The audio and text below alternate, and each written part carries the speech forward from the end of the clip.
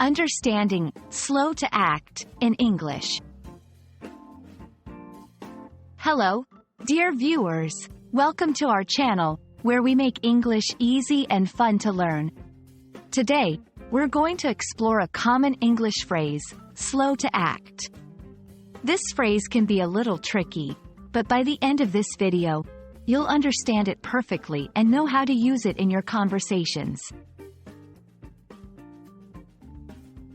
Slow to act is an idiom that describes a person or an organization that takes a long time to take action or respond to a situation.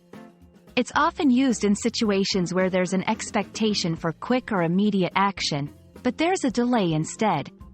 It doesn't necessarily mean that the person is lazy. There could be many reasons for the delay.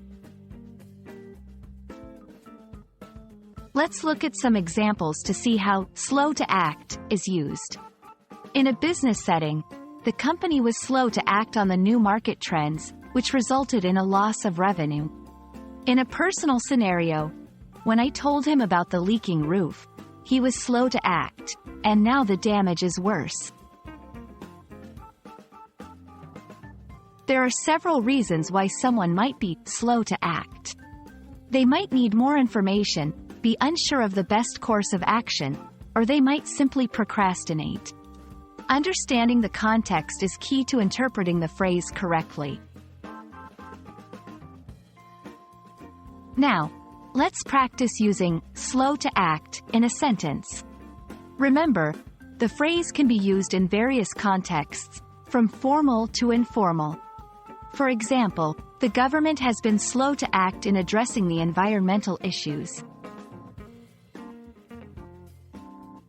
There are other ways to express the same idea. Some synonyms include hesitant, delayed, procrastinating, tardy in response. Using synonyms can add variety to your speech or writing. Thank you for watching. We hope this video has made the phrase slow to act clear and that you feel confident using it.